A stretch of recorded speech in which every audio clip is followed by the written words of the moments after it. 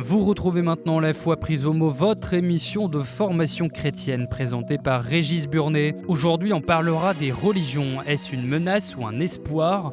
Avec Jean-Pierre Rosat, délégué des Semaines sociales de France, et Jean-Louis Schleger, éditeur et sociologue des religions. Bonjour et merci de nous retrouver pour une fois prise au mot un peu spéciale car elle est en partenariat avec les Semaines sociales de France. Cette année, le thème des Semaines sociales est les religions sont-elles une menace ou un espoir pour nos sociétés ?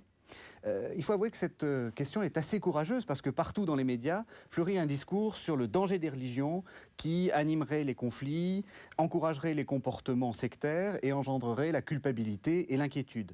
Alors que peuvent répondre les religions et quel regard peut-on avoir sur elles? Voilà les questions que je vais poser à mes deux invités. Jean-Louis Schlegel, bonjour. Bonjour. Vous êtes éditeur et sociologue des religions.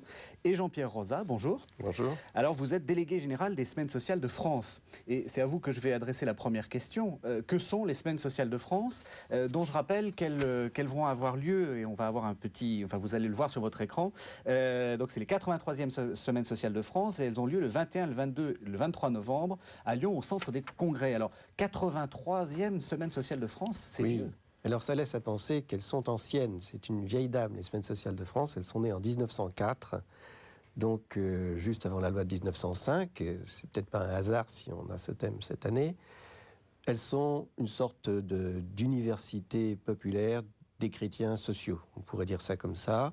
Elles rassemblent chaque année pour 3 jours environ 3 à 4 000 personnes autour d'un thème de société. Et donc vous avez dit populaire, l'idée c'est qu'on n'a pas besoin d'être universitaire pour y assister, n'importe qui peut venir.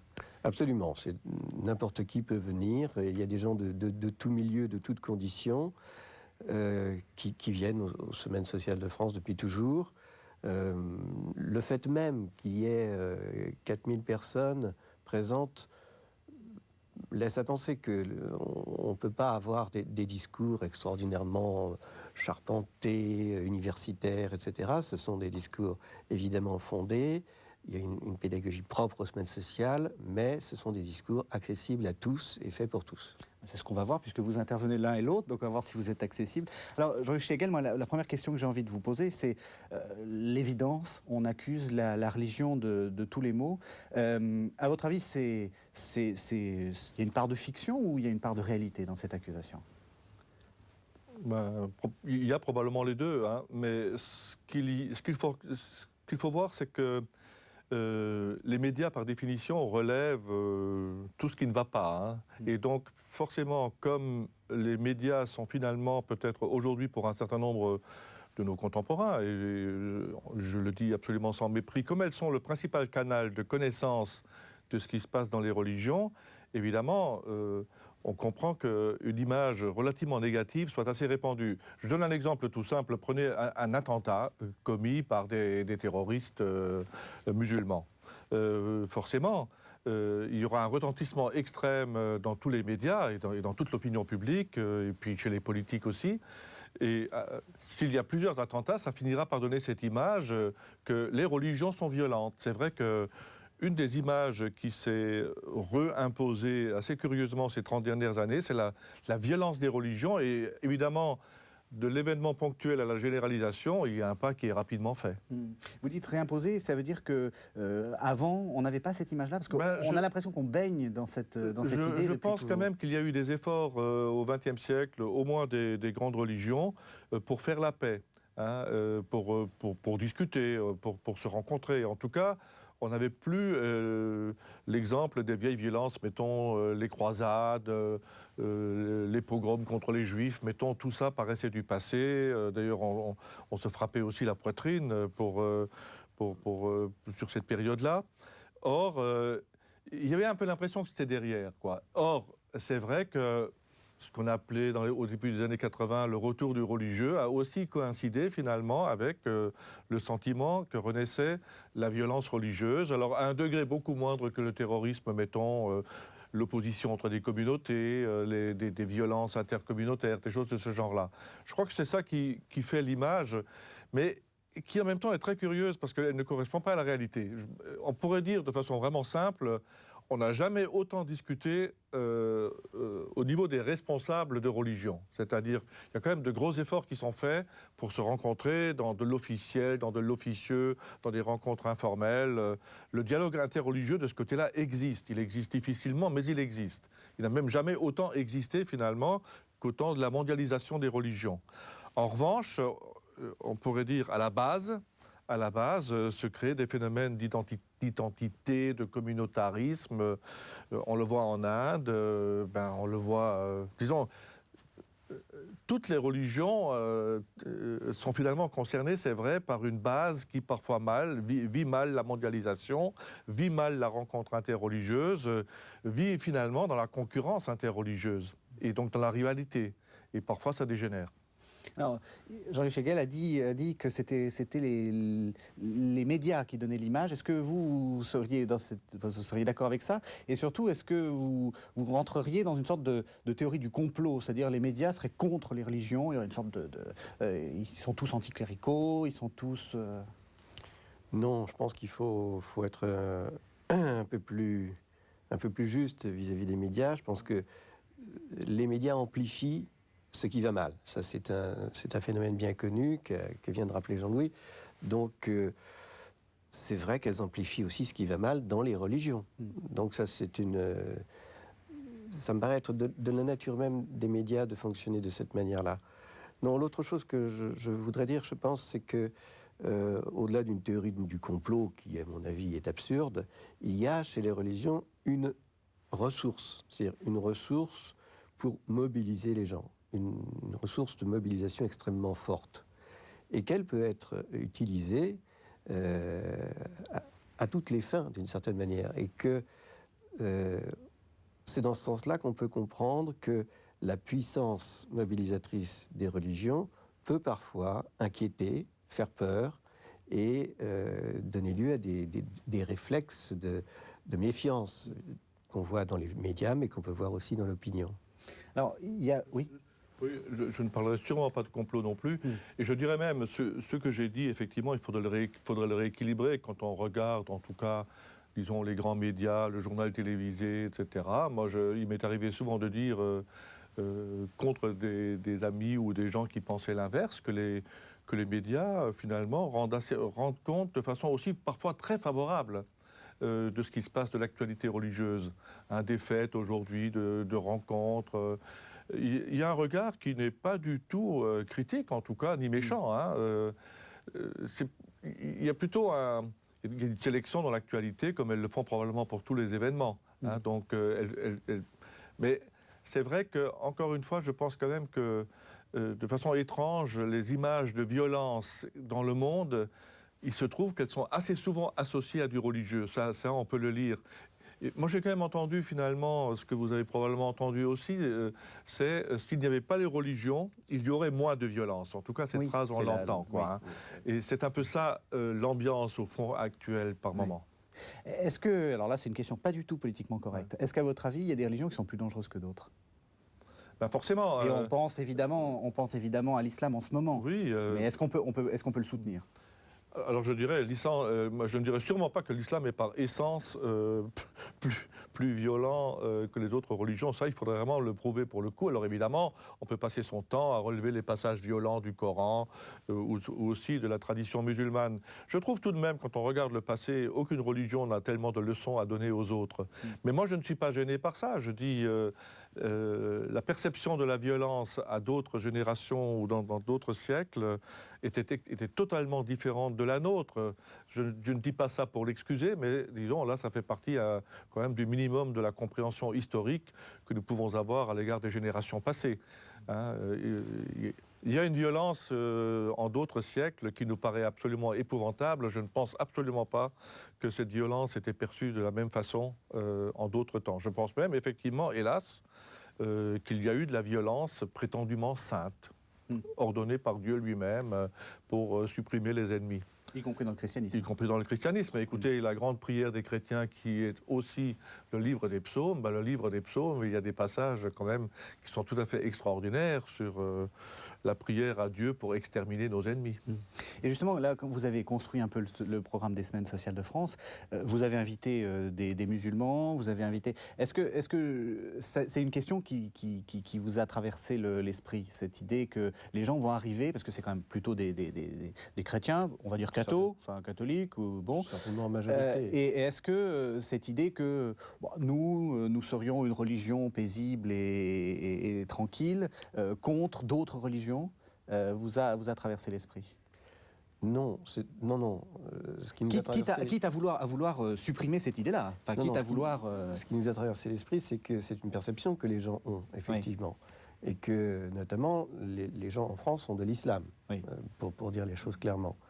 Et il faut dire aussi une chose qui est vraie, c'est que l'islam en France, de façon organisée, est assez récent, beaucoup plus récent que le christianisme, c'est pas la peine, ou que le judaïsme, et que donc, il faut qu'il s'organise dans une société laïque, ce qui est une nouveauté pour lui dans un sens. Donc il faut lui laisser un petit peu le temps de s'acclimater à cette société. Mais ceci dit, si on a invité des représentants d'autres religions, c'est aussi parce qu'on ne peut pas parler des religions dans l'espace public, dans leur confrontation avec les sociétés, ou dans leur soutien au bien commun, sans inviter des représentants des autres grandes religions en France. Ça aurait été impossible, ça aurait été absurde.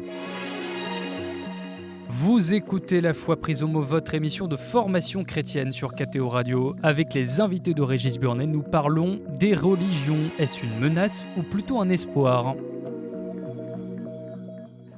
Donc là, on avait commencé déjà à poser la question les religions, menaces ou espoirs. Ce que je vous propose de faire, donc on a posé le débat, c'est un peu de parcourir le programme des semaines sociales pour de prendre les thèmes les uns après les autres, pour donner un peu envie aux gens. Ça fait une sorte d'introduction générale aux semaines sociales. On va essayer de se poser quelques questions. Et la première question que vous avez, qui très clairement transparaît dans le programme, c'est qu'on a l'impression que actuellement les sociétés sont en train de courtiser les religions et même, on peut dire même les draguer, en particulier les pouvoirs publics. Alors est-ce que c'est une image vraie, est-ce que c'est une image fausse, et est-ce qu'il n'y a pas une part d'instrumentalisation des religions là-dedans ? Chez les pouvoirs qui courtisent, parce que malgré tout, il ne s'agit pas de tous les pouvoirs, il faut le dire, il ne s'agit pas de tous les partis politiques, en tout cas pas à un degré égal. Écoutez, moi, là non plus, je ne suis pas, comment dire, scandalisé quand ça se passe. Les pouvoirs politiques, forcément, ils ont tendance à instrumentaliser tout, ce qui peut aller dans leur sens. Donc forcément, si on pense par exemple à la visite de Benoît XVI, on peut estimer que le président de la République a, pour une part, instrumentalisé la visite du pape. Bien sûr, mais... moi, j'aurais plutôt tendance à dire, à propos de cette visite-là, que, mettons, le Parti socialiste et des partis de gauche ne l'ont pas assez instrumentalisé ou utilisé, parce qu'il a été utilisé, pour le coup, on est un peu dans le sujet, il a été utilisé, au fond, une tradition laïque que, sur ce point, moi, j'ai trouvé, disons, peut-être pas périmée, mais alors vraiment vieux jeu. Je pense que vraiment, on n'est pas dans une époque où la visite du pape était en cause la laïcité française. À part le maire de Paris, Bertrand Delanoë, le Parti socialiste s'est totalement abstenu au nom de la laïcité. Moi, je pense que c'était une erreur politique. Et donc, mais que par contre, un pouvoir, mais j'allais dire, tous les pouvoirs instrumentalisent la religion, ça, c'est dans l'ordre des choses. Aux religions de se défendre là-dessus, et aux responsables religieux. À votre avis, oui. Oui, dans cette question sur l'instrumentalisation, d'abord il faut voir les différents pouvoirs et leur niveau. C'est-à-dire qu'au niveau national, il y a sans doute une instrumentalisation plus forte, ou une tendance à l'instrumentalisation plus forte qu'au niveau local. Et on le voit bien par exemple à Lyon, où va se tenir la semaine sociale, il y a un réel travail en commun des religions et des collectivités territoriales. Parce que la paix sociale, le vivre ensemble, la cohésion sociale sont en jeu, et que pour les élus locaux, c'est une chose extrêmement importante, et pour les communautés qui vivent là, c'est une chose aussi extrêmement importante. Donc plus on se rapproche du terrain, plus le travail en commun se fait, et plus l'instrumentalisation, je dirais, s'éloigne. Alors, Elle est toujours présente parce qu'on est dans le politique. Mais elle est moins vive ou moins cynique, si vous voulez. Oui. Oui, moi je pense que ce thème-là, pour beaucoup de maires, est quand même un problème, disons, les liens amicaux, disons pas fraternels, mais les liens amicaux ou corrects entre les différentes religions, dans la mesure où quelque chose qui est sous-jacent peut-être à la question posée, c'est le pluralisme religieux qui est un fait actuellement dans la société française. Ce pluralisme se passe plus ou moins bien selon les endroits, mais il y a des communes en particulier où ça ne se passe pas nécessairement très bien, en particulier dans les banlieues. Alors c'est certain que là, dans la mesure où les maires peuvent, je ne sais pas comment dire, récupérer au moins les responsables religieux pour des dialogues, pour tout simplement soutenir un peu une politique souvent de convivence, de convivialité, eh bien évidemment, ils les utilisent. Alors, mais je ne suis pas sûr qu'il faille parler à ce moment-là d'instrumentalisation. On voit bien que sur d'autres points, mettons les politiques nationaux, quand les églises ou les religions ont des opinions peut-être qu'ils sentent un peu divergentes de leur politique, malgré tout, ils aimeraient bien les mettre de leur côté. Je pense à des questions comme l'immigration aujourd'hui. Bien sûr, le ministre en charge de l'immigration actuellement, on voit bien qu'il supporte assez mal la critique des religions et il aimerait bien les avoir avec elles. Le point qu'on pourrait poser aussi, quel est le poids des églises effectifs dans la politique nationale? Ça serait quand même aussi une assez importante question. À votre avis, ils y trouvent quoi, les pouvoirs politiques dans les religions, au niveau national? Enfin, je veux dire, au niveau local, on voit très bien, c'est du travail ensemble, mais alors, au niveau national, c'est quoi? Moi, je pense qu'il y a un livre de Paul Valadier qui dit bien les choses. Détresse du politique, force du religieux. C'est-à-dire qu'on est passé d'une suprématie du politique en 20 ans et à une marginalisation du religieux qui lui était corrélative à l'inverse. C'est-à-dire que c'est le religieux qui a la force, a la puissance pour lui et le politique qui ne sait plus trop quoi faire. Alors les choses sont en train de changer avec la crise financière, le politique reprend le dessus, mais pendant un certain temps, c'était tout de même le politique qui était un petit peu à la traîne et le religieux qui avait de la force. Et donc, les politiques de la force de la force de mobilisation, oui, de la force parce d'idée, qu'on peut de pas la dire force que... de proposition, etc. Les politiques y trouvent ce que justement les religions essayent d'apporter. Oui. Et au fond, moi, pour aller jusqu'au bout de ce thème-là de l'instrumentalisation, au fond, que les religions puissent servir le bien commun, après tout, c'est une très bonne chose. Si elles pouvaient faire ça, ce serait déjà vraiment l'essentiel de fait. Je pense qu'il n'y a pas de honte à avoir pour les religions. D'ailleurs, c'est presque un peu un des buts de ces semaines sociales, de dire, mais les religions doivent se mettre au service du bien commun, de l'intérêt général, d'une société qui a une cohésion sociale qui a bien du mal, etc. Parfois, dans un dialogue amical avec les collectivités territoriales ou avec les pouvoirs, ou avec le gouvernement, etc. Parfois dans un dialogue un peu rugueux, voire dans une opposition frontale, comme c'est le cas pour l'immigration, avec le cas de la CIMAD en ce moment. Je reviens sur cette question. Vous disiez ils avaient une force de proposition. C'est quoi le contenu de cette force de proposition? Qu'est-ce que le politique avait manqué et que le religieux avait? Le sens, moi je dirais que c'est la question du sens. À quoi sert? À quoi ça sert d'amasser autant de richesses? À quoi ça sert de travailler plus pour gagner pas si plus que ça?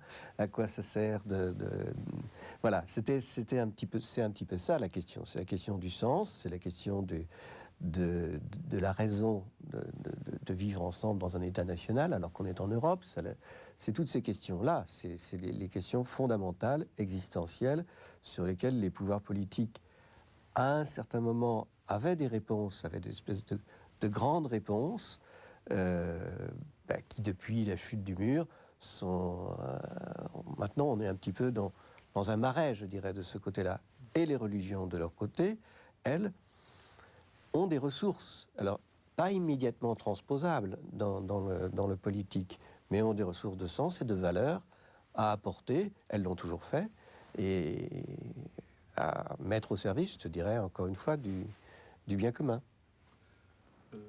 Je pense quand même que, je rejoins bien ce que dit Jean-Pierre, en même temps je pense que la situation sociologique réelle des religions fait que les politiques se font aussi des illusions sur le religieux. C'est-à-dire, il y a quand même, et je rejoins un peu votre question initiale, qu'il y a quand même beaucoup d'images sur le communautarisme, l'identité et des choses de ce genre-là, alors qu'en fait, sur le terrain, on se rend compte que c'est fragile, que les communautés religieuses, alors en particulier les grandes communautés religieuses, ne sont pas dans un état de santé absolument extraordinaire. D'ailleurs, quand Benoît XVI est venu, on l'a dit, il visite une église de France qui n'est quand même pas dans une situation extraordinaire de vivacité par le nombre, la présence sur le terrain, etc., etc. Ça a été souligné aussi.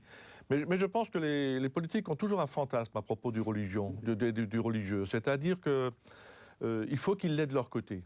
Je pense qu'ils sont très malheureux quand le religieux, qui est au fond transclasse aussi, qui touche toutes les classes de la société, qui peut atteindre tous les partis, toutes les fractions de la société.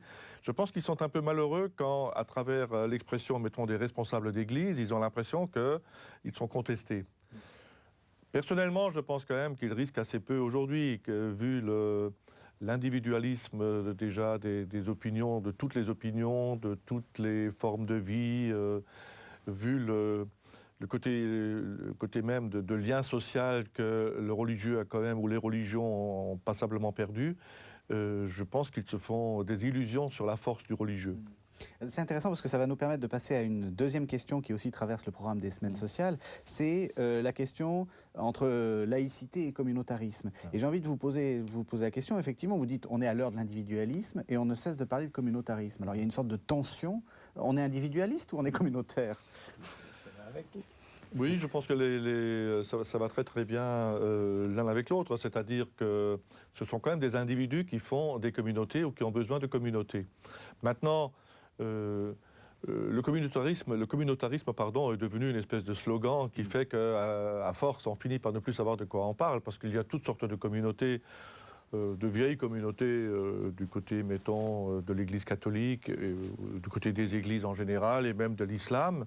On ne voit rigoureusement pas ce qu'elles pourraient avoir de dangereux pour la société, ce qu'elles pourraient avoir d'identitaire. Ce sont des communautés tout à fait ouvertes, que tout le monde peut fréquenter, rentrer, sortir, etc. Alors quand on dit communautarisme dangereux, on pense souvent effectivement aux sectes, au phénomène de sectaire, au phénomène, je dirais, hors Église à la limite, c'est-à-dire phénomène incontrôlé de fusion entre des groupes. Et par extension, on vise par communauté les groupes ethniques dans les banlieues. Je trouve, à titre personnel, qu'il y a une espèce d'exagération de la condamnation des communautarismes partout, parce que finalement, quand on les cherche, on les trouve assez difficilement. D'autre part, après tout, on peut comprendre aussi que, notamment des individus qui sont en difficulté, qui ont des problèmes d'identité, eh bien, se regroupent dans des communautés pour se défendre. Enfin, moi je le comprends assez bien, mais je n'en ferai pas le malheur des temps présents, très franchement. Au contraire, moi je pense que c'est un problème en France de vouloir à tout prix dénoncer un communautarisme. Dès qu'il y a quelque chose, dès qu'il y a un groupe qui apparaît, hop, on dénonce le communautarisme, voilà l'ennemi. Moi, ça me paraît très dangereux dans la mesure où, d'abord, pour exister en tant que religion constituée, il faut bien exister en tant que communauté. Et pour exister en tant que communauté visible, il faut être reconnu. Donc, il faut absolument que les esprits changent, que les pratiques changent et que les communautés soient reconnues en tant que telles.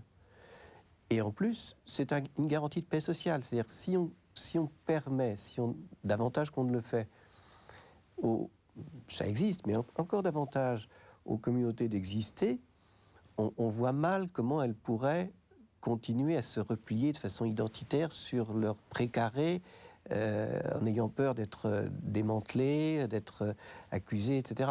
Je pense que là, il y a vraiment quelque chose qui, à mon avis, doit changer et peut changer en France vis-à-vis des communautés. Oui. Oui, moi plutôt que de communautarisme, moi j'ai l'impression qu'il se passe quelque chose depuis une vingtaine d'années, qui a été baptisé différemment, retour du religieux, que sais-je encore. J'ai l'impression que il y a présence, de fait, et en effet, les pouvoirs publics ont du mal à s'en dépatouiller, et puis beaucoup d'observateurs aussi, il y a présence beaucoup plus forte du religieux dans l'espace public. C'est-à-dire, il y a un phénomène, c'est compliqué, parce que la sécularisation de notre société continue, on pourrait la décrire, comment en même temps, disons, le religieux se dilue dans cette société, disparaît par moments, mais par un autre côté, il se manifeste avec force et visibilité dans l'espace public, par exemple à travers des rassemblements, à travers des signes, alors les célèbres signes ostensibles, des choses de ce genre-là. Alors il faut reconnaître que, je crois, dans la tradition laïque française en particulier, mais je crois que c'est vrai aussi dans d'autres pays, dans la tradition laïque française, on supporte ça assez mal. Parce que, quand même, quand je regarde un peu parfois sur Internet, on voit carrément presque dénoncer, dans l'espace public le plus public, je veux dire la rue, on va carrément dénoncer, je ne sais pas, les femmes voilées, les soutanes, que sais-je encore, qu'on voit réapparaître, les cols romains, donc les... Alors, évidemment, mais du côté laïque lui-même, on voit des critiques de ça en disant, écoutez, il ne faut pas qu'on exagère quand même. On a le droit d'aller à la poste avec un signe distinctif. C'est vrai que dans la tradition française, on ne doit pas admettre que celui qui est au guichet, derrière le guichet, puisqu'actuellement la Poste fait encore partie de la fonction publique, ça, dans la tradition française, ce n'est pas acceptable. Alors il y a des divergences là-dessus selon les pays. En Allemagne, par exemple, les élèves voilés ont droit de citer, sauf erreur, mais c'est vrai qu'ils ont eu un problème avec les enseignantes voilées qui n'avaient ça ne s'était jamais vu. Finalement, ils ont aussi interdit pour les enseignantes de se voiler. Mais moi, je crois que ce qui se passe plutôt, c'est de la visibilité religieuse. En effet, elle est de nouveau là, sous différents aspects. Et ça fait des crispations et donne des boutons à certains. Et pourquoi qu'est-ce qui se passe? Pourquoi cette visibilité? Et pourquoi cette visibilité, disons, engendre cette sorte de violence, d'une certaine façon? C'est perçu effectivement comme quelque chose d'agressif, peut-être d'une manifestation de conviction agressive dans une société qui est censée ne plus avoir trop de convictions, ou plutôt qui est censée avoir privatisé toutes ses convictions. Il y a un peu cette idée-là quand même aussi dans la tradition laïque, malgré tout, et malgré ce qu'elle en dise. Je crois que la loi de 1905, Dieu sait que René Raymond, dont nous pouvons faire mémoire ici, l'a dit et redit, cette loi, et c'est vrai, n'est pas une loi qui privatise ou qui met la religion dans le privé. Il reste que, je crois, chez les législateurs qui n'ont pas gagné dans leur propre expression de la loi 1905, et puis dans toute une tradition de combat laïque ensuite, il y a toujours eu cette idée que le mieux serait quand même une religion totalement privatisée. Qu'on n'entende plus les cloches, pardon, qu'on ne voit plus l'uniforme des bonnes sœurs, etc., etc. Ça aurait été pour eux quand même l'idéal laïque achevé. Écoutez, ça ne s'est jamais fait, ça ne s'est jamais fait dans aucun pays d'Europe. Et puis au contraire, c'est vrai, et je vois même des militants laïcs qui ont une impression presque de défaite là-dessus. À la fin du XXe siècle, ce retour de la visibilité, de la manifestation ostensible, voire de la fierté religieuse. Alors ça, évidemment, c'est quelque chose, je crois, qui va profondément à l'encontre de convictions éprouvées, même de choses qu'on avait dans nos têtes, que la sécularisation devait poursuivre son train, que les religions devaient forcément diminuer. Les sociologues se sont trompés. Mais, oui, bon, c'était plus nuancé que ça, mais quand même, globalement, il y avait l'idée de perte, et de relative disparition. Et alors pourquoi il n'y a pas de disparition? Non, vous vouliez dire autre chose? Non, je voulais dire autre chose. Je voulais dire qu'il y a aussi dans la tradition française, il me semble, l'idée que comme on est aussi tous égaux devant la loi, on est aussi tous un peu semblables. Et que la société française supporte mal de voir apparaître des groupes, des communautés qui vivent par elles-mêmes et qui se donnent à elles-mêmes leur propre loi, en observant celle de la République. Mais ça, c'est quelque chose qui indispose parce que ça rompt avec une tradition philosophique de la vie ensemble dans la nation. Voilà. Ça s'est construit beaucoup sur cette idée-là que tout le monde chaque individu est unique et égal à l'autre. Voilà. Donc je pense que là, il y a un enjeu important, c'est de reconnaître cette diversité, ces communautés possibles de convictions qui ne gênent en rien la vie ensemble. C'est pour ça aussi que la semaine sociale a une dimension européenne. Donc on invite là 500 Européens de l'Est qui vont nous dire aussi comment ça se vit dans leur pays, comment la diversité religieuse se vit en Croatie, en Pologne, en Ukraine, en Russie, dans tout un tas de pays différents, où parfois ça pose un réel problème, et où parfois la seule forme de vie sociale qui a continué à exister après le communisme, c'était les églises. Alors oui, donc pourquoi tout d'un coup cette sorte de montée en puissance de la visibilité? Qu'est-ce qui se passe dans la tête des gens? On pourrait interpréter ce désir de visibilité d'abord comme justement aussi une réaction contre l'invisibilité. Je dois dire, l'invisibilité, ma génération ne va pas se frapper la coulpe, mais c'est vrai que la génération conciliaire a tellement réagi contre le triomphalisme, comme on disait, de l'Église, ces manifestations, ces manifestations avec ses pompes et ses œuvres. Donc il y a eu certainement une réaction très forte contre. Et au fond, il fallait dire, écoutez, la lumière sur la montagne et le feu allumé, ou la lumière allumée, très bien, mais c'est encore mieux la comparaison du levain dans la pâte. Les chrétiens doivent être plutôt le levain dans la pâte et finalement disparaître avec leur force, leur puissance, leurs institutions visibles précisément, leurs signes, etc., etc. Alors c'est vrai que, je peux le dire très sincèrement, c'est ça que j'ai vécu. Comme, disons, l'expression des années 65 à 75-80. C'est vrai que le nouveau cours a été imprimé là-dessus par Jean-Paul II, parfois de façon, pour le coup, ostensible, je veux dire. Il lui est arrivé de dire qu'il faut que les prêtres portent un signe distinctif. Mais moi, je défends ça quand même souvent. Jean-Paul II, il a aussi senti un appel de la base. Les JMJ n'auraient jamais été une réussite comme ça s'il n'y avait pas eu ce désir, justement, de se remanifester et d'exister et de montrer qu'on existe. Moi, j'interprète la lisibilité ou la visibilité peut-être comme une manière de dire, d'abord de se dire à soi-même, à nous-mêmes, à ceux qui font partie de ces rassemblements, qui font partie de cette visibilité qui crée une famille finalement, de dire nous existons. Vous voyez, je l'interprète peut-être d'abord comme un encouragement à soi-même ou comme une façon de dire, écoutez, nous ne sommes pas encore morts, nous vivons, regardez-nous, ou regardons-nous. Je crois qu'il y a cet aspect-là en tout cas. Oui, vous êtes d'accord aussi? Oui, tout à fait. Oui, moi je suis d'accord. Sur un petit point d'histoire, je dirais que l'Église a tout de même beaucoup pâti de la guerre des deux France en 1905, à cette époque-là, où c'était vraiment une lutte pour conserver son pouvoir. Et qu'il y a eu un moment où effectivement, il y a eu un moment d'effacement, peut-être d'effacement nécessaire, comme racontait Jean-Louis Schlegel tout de suite. Maintenant, c'est passé. Maintenant, cette période-là est passée. Et les nouvelles générations, parfois avec excès, veulent montrer qu'elles existent, qu'elles ont quelque chose à dire, qu'elles ont quelque chose à apporter, qu'elles ont une particularité à affirmer.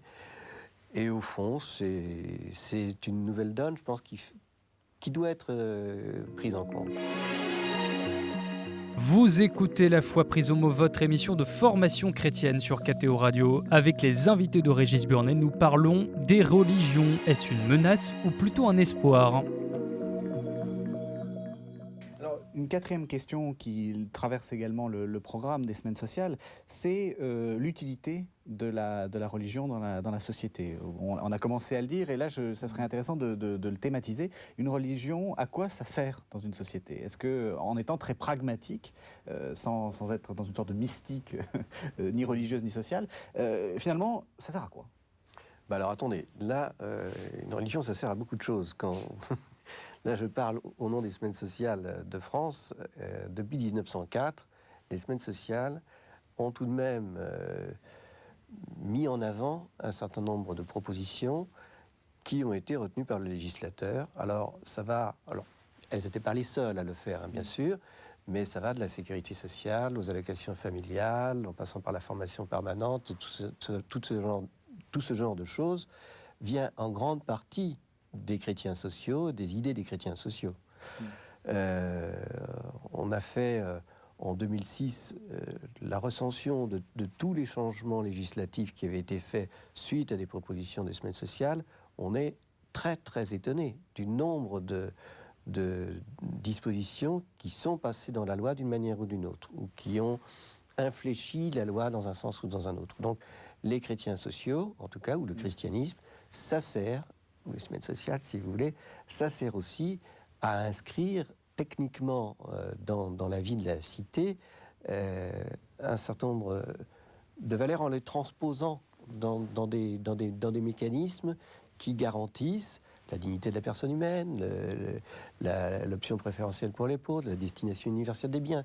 Tout ce trésor, je dirais, de la pensée sociale de l'Église qui est toujours d'ailleurs en construction. Mais justement, quand on a cette liste, c'est plutôt des choses, des dispositions sociales, c'est plutôt parce qu'on a souvent l'image d'une église qui interdirait, donc qui essaierait de freiner les manipulations génétiques, les choses comme ça. Dans votre liste, c'est quoi majoritairement les choses qui ressemblent, qui ont été transposées des semaines sociales à la loi? C'est plutôt du social?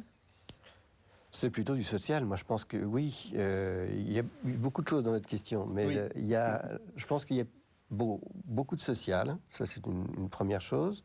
Sur les questions, je dirais, morales, de morale privée, c'est un autre sujet, mais je pense que là, il y a une certaine prudence de l'Église et du corps social à dire, attention, ne faisons pas n'importe quoi avec le début et la fin de la vie. Et d'ailleurs, on voit bien maintenant, dans le débat actuel sur la fin de vie, que les choses sont plus compliquées, que l'Association pour le droit de mourir dans la dignité voudrait bien nous le faire penser.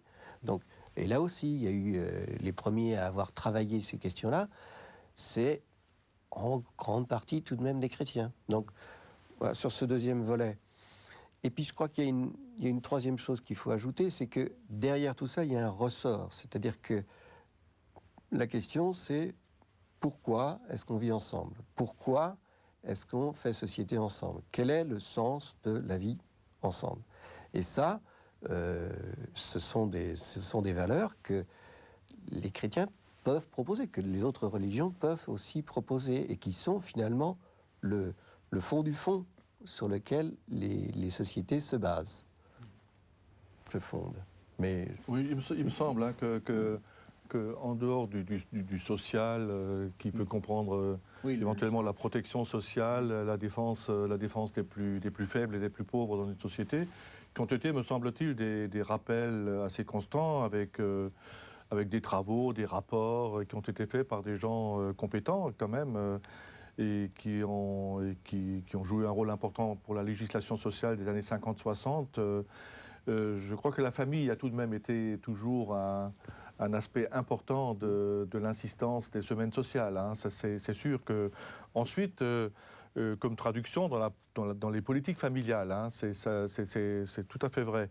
Alors, je reprends un peu ce que vous avez dit. C'est vrai que il apparaît parfois que l'Église apparaît comme ou semble être comment dirais-je, celle qui interdit, quoi. Alors, c'est vrai qu'on est un peu, je ne sais pas comment dire, enfoncé dans cette situation depuis une vingtaine d'années, qui est que, comme il y a tout un bloc qui tourne finalement autour des décisions de la vie privée, hein, disons vie sexuelle, vie conjugale, procréation, et puis aujourd'hui, début de la vie, fin de la vie, c'est vrai que l'Église semble défendre un bloc là de convictions religieuses, de convictions chrétiennes, mais qui finalement se traduisent par des interdits.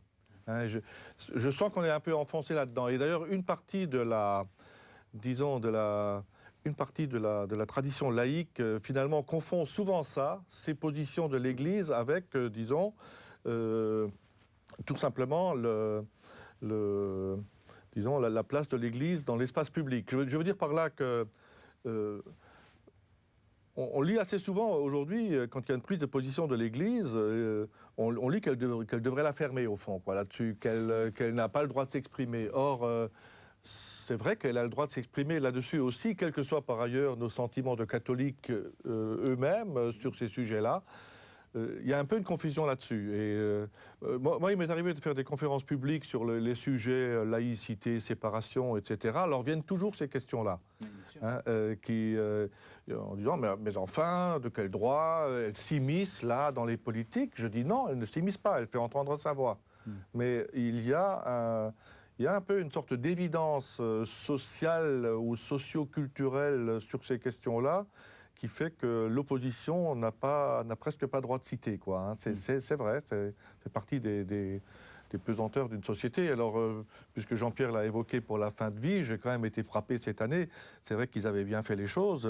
L'Association pour le droit de mourir dans la dignité, je l'ai vu à toutes les télés. Ils ont organisé un rassemblement pour le 2 novembre. Donc, j'allais dire, ils ont presque réussi à détourner le 2 novembre comme journée du souvenir et de mémoire des morts pour en faire le souvenir, plutôt pas le souvenir, la promotion du droit de mourir dans la dignité telle qu'ils l'entendent, c'est-à-dire le droit d'être assisté pour mourir, c'est-à-dire, pour dire, si on était méchant, un suicide déguisé, mais aider.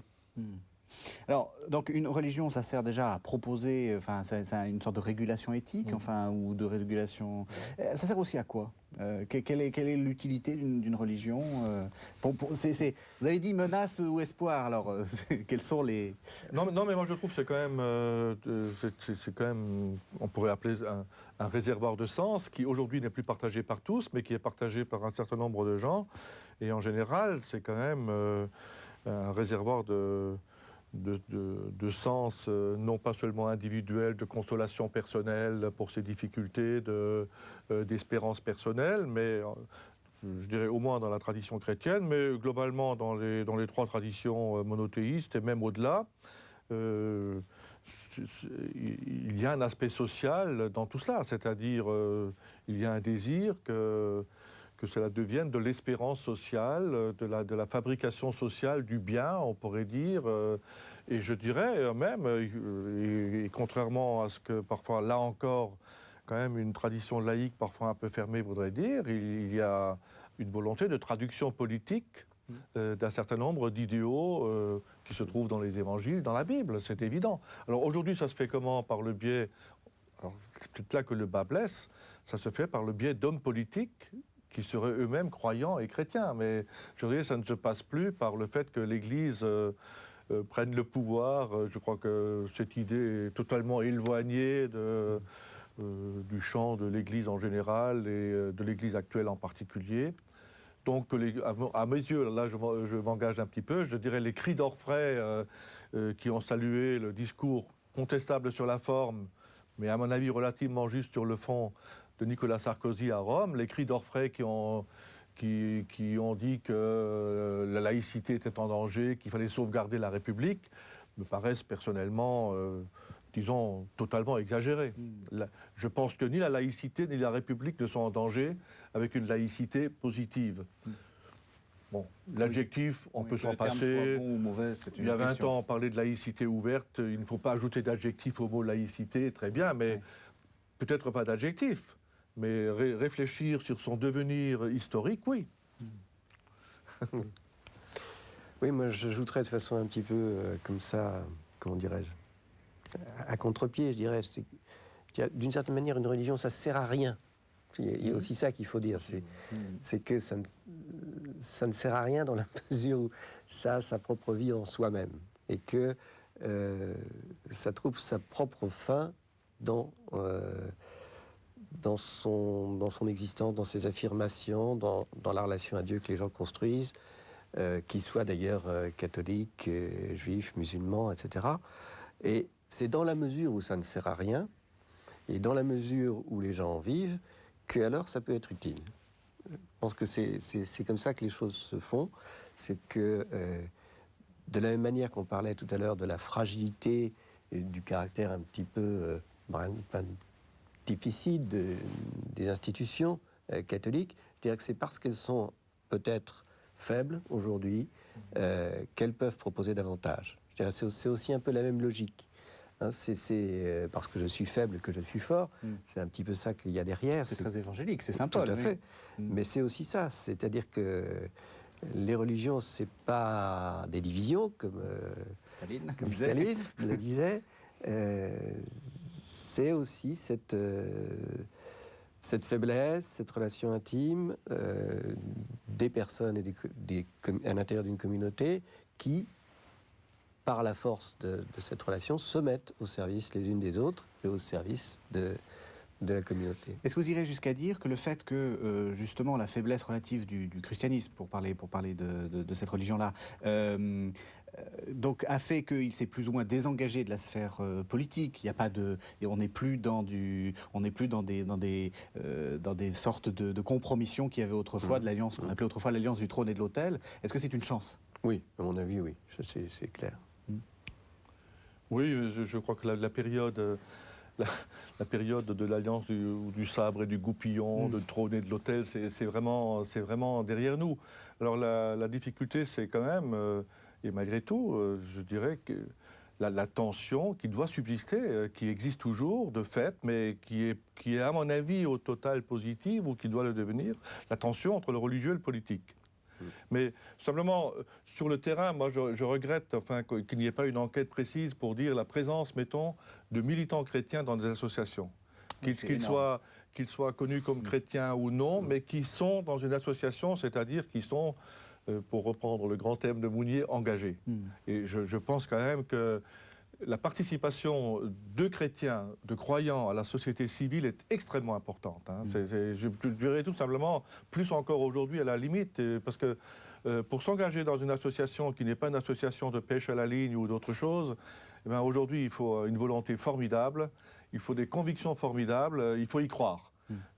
Et je dirais, effectivement, en ce sens-là, les croyants sont quand même extraordinairement présents dans la vie associative, dans la société civile et encore, du coup, dans le lien social. Moi, j'en suis absolument persuadé, j'aimerais bien une enquête précise. Il y a quelques livres là-dessus qui le disent, mais il n'y a pas d'études d'ensemble, malheureusement. Alors, il nous reste juste 5 minutes, le temps passe vite, et j'aimerais, alors c'est aussi un dernier thème qu'on voit bien esquissé, mais vous n'avez pas osé poser la question dans votre programme, c'est quel est l'avenir des religions, entre religion et société? Menace, espoir ou disparition, j'ai envie de poser comme question. C'est quoi l'avenir? C'est que ça devienne une sorte de musée qu'on visiterait avec plein de bonnes idées en se disant ça inspire, ou est-ce qu'il y a quand même quelque chose à faire? Bah non, c'est ce qu'on dit depuis un peu le début de cette émission, c'est-à-dire que les religions sont effectivement un réservoir de sens, de propositions pour la société aujourd'hui. Et pas du tout un musée. Encore qu'il faille faire attention à l'aspect mémoriel que mettent en avant les religions. On est dans une société de l'instant, de la rapidité, de l'immédiat. Les religions ont pour elles de faire mémoire, de se souvenir, d'avoir des mythes, d'avoir des symboles, d'avoir un recours au passé, éventuellement un recours au pardon. Et ça, c'est des valeurs importantes pour une société. Sans être du tout muséographe, je pense qu'il faut mettre en avant aussi ce rôle. On a parlé de l'héritage chrétien de l'Europe. On ne va pas se prononcer en 5 minutes sur l'héritage chrétien de l'Europe, mais c'est évident qu'il existe. Donc, il faut maintenant y travailler. Moi, je pense que c'est un des grands défis qui attend nos sociétés, et particulièrement l'université, l'enseignement public, c'est de transmettre la connaissance du fait religieux au niveau historique, avec toute la rigueur des sciences sociales, ou des sciences historiques, ou des sciences religieuses. Je pense que là, c'est quelque chose qui vraiment manque. Non pas, encore une fois, pour simplement faire mémoire ou se souvenir, mais parce que ça structure la vie sociale aujourd'hui. Évidemment, je trouve que c'est une question qui s'adresserait d'abord aux religions, aux églises elles-mêmes, hein, de dire, après, ce n'est pas aux États, ni aux républiques, ni aux sociologues de dire quel sera l'avenir des religions, quelle sera leur vitalité. C'est vrai que selon des extrapolations qui ont été faites, hein, que vous connaissez probablement, alors on dit en 2050, la moitié des chrétiens sera de type pentecôtiste, fondamentaliste, effervescente. Alors si c'est ça, après tout, pourquoi pas? De toute façon, nous assisterons au phénomène si nous sommes encore vivants. Il faudrait peut-être plutôt faire attention à des points qui posent problème aujourd'hui. Moi, je pense si j'étais évêque, mettons, je ne veux pas dire que si j'étais pape, mais je vois un livre qui est récent d'Olivier Roy, hein, sur la sous-titre « La disjonction entre religion et culture ». Et je trouve, c'est vrai que un des problèmes des fondamentalismes, alors qui sont eux-mêmes très divers, hein, on les met dans le même panier, mais passons, c'est quand même cette disjonction de religion et culture, ce qui fait qu'on est dans la pure religion, hein, en quelque sorte, éventuellement en faisant des affaires, comme dans certains groupes protestants, mais toute la tradition de culture, qui est quand même aussi liée aux religions, hein, qui pour le christianisme est d'origine. Il suffit quand même de penser que les lettres de Paul ont été écrites même avant le récit des évangiles, donc il y a déjà eu presque une réflexion avant que le récit existe. Eh bien, ou pour prendre le célèbre discours du pape sur le Logos dans le prologue de l'évangile de Jean, eh bien là, il y aurait une grande perte quand même. J'ai l'impression que pour l'instant, les églises sont un tout petit peu perplexes là-dessus. Hein, Benoît XVI a insisté beaucoup sur raison-foi. J'en viens à me demander si de le poser aussi lointainement, c'est suffisant. C'est quand même vraiment le problème culture moderne et foi qu'il faudrait poser, c'est-à-dire que la foi soit encore dans la culture et que la culture puisse parler de foi. Eh bien, écoutez, merci. C'est sur cette question qu'on va terminer notre émission. Donc, vous pouvez, je rappelle que les 83e Semaines sociales de France se tiendront les 21, 22 et 23 novembre à Lyon, au Centre des Congrès. Et vous pouvez retrouver plus de renseignements et puis aussi vous inscrire, parce qu'il faut s'inscrire dans des groupes, je crois, hein, et que certains groupes sont presque complets, sur le site www.ssf, Semaine sociale de France-fr.org. Voilà, merci de nous avoir suivis. On se retrouve la semaine prochaine.